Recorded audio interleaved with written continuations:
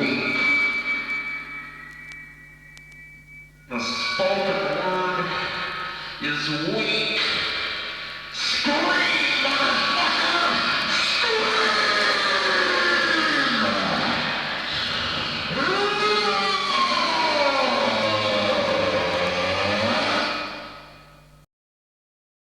Welcome back to another video. This video I'm going to talk about Steve Albini, who sadly passed away last month.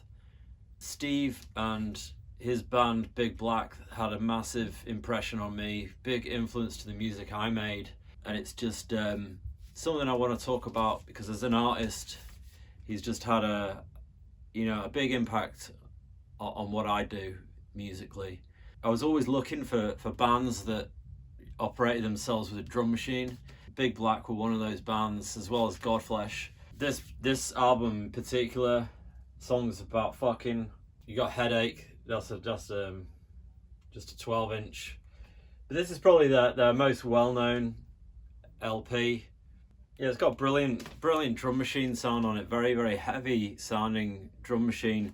And this was written, this was done in the 80s, and I think for the time when the punk scene was very big, no one else was using a drum machine. He was always breaking down barriers, and for me it was just something that really stood out. As soon as I listened to it, I was like, I had a friend who liked Godflesh, and he's like, oh, if you like Godflesh, have you ever heard of Big Black?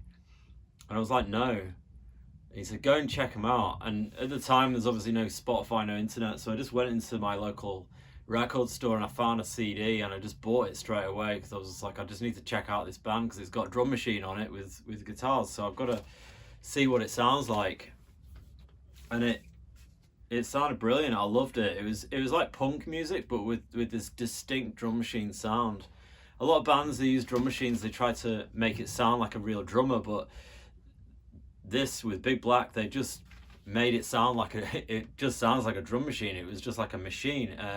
There's something very Andy Warhol about it, I think, very mechanical, like just reproduction of sort of machine music, very early sort of industrial sort of influence. Steve Albini had a lot to say about sort of drum machines and dance music and things like that, so I'm not actually sure why he decided to use a drum machine with Big Black, but he did, and it was it turned out like this. These are great records, something that's inspired me. I'm so sad that Steve has passed. He was just a massive innovator of DIY music, breaking down barriers, sticking true to his word, a real true sort of practitioner in just staying true to what he believed in, and he would not let anybody persuade him otherwise, sort of thing. And he was just very solid to the end, really, about what he believed in, very passionate in what he believed in, and I love that kind of thing. I bring a lot of that into my own work, so I'm hoping that I can carry on, with his ethic, his work ethic. It can live long in fans like me. So as far as guitar pedals are concerned with Steve Albini, he was a well-known user of the harmonic percolator pedal. I don't think they use that in Big Black, but I know they use it in his band Shark because there's lots of images of him with that pedal. It's a notoriously very difficult pedal to make because the original pedal, the makers of the pedal just sealed it all off so that you couldn't see what was inside it. So there's no way of actually knowing exactly what was inside that pedal, but there's a lot of different schematics online that show you obvious like components to use, things like that. So I think I'm going to have to make a harmonic percolator just in honor of Steve. I've seen people already have made one, put one together and put Steve's face on the pedal, like, on the front of the pedal and that. So yeah, it's already been done, but I think that's really cool. I'm really happy that people have done it and have honored his legacy like that. In a guitar pedal. That's really cool.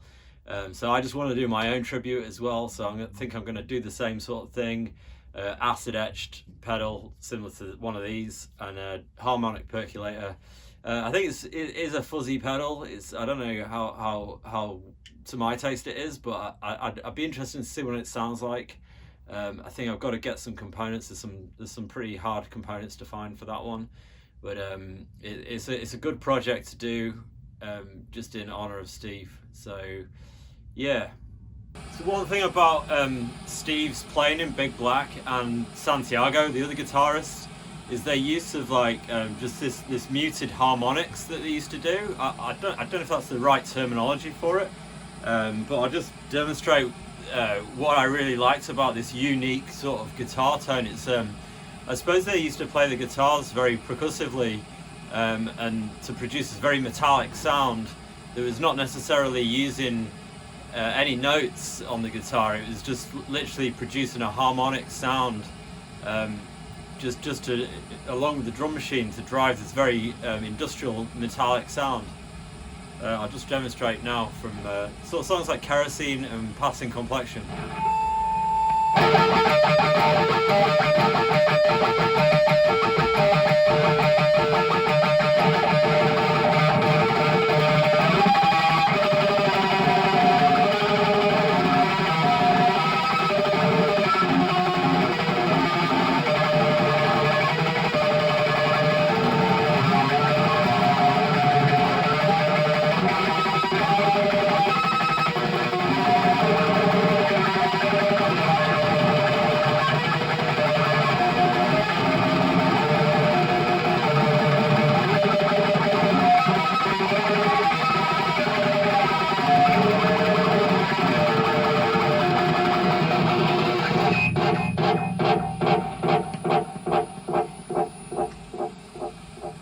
So that was just a demonstration of some of the harmonic sounds from that were produced by Big Black, along with that really driving bass sound.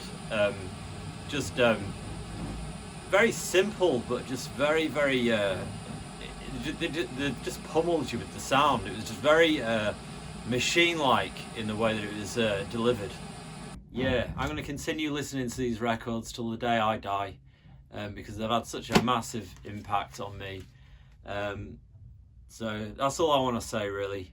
So R.I.P. Steve, and your music lives on in fans like me. Thanks a lot. A front the walloping thud of a drum machine, its dials turned to destroy. To quote a great philosopher whose name escapes me, quote, "What was will never be again," unquote, or something.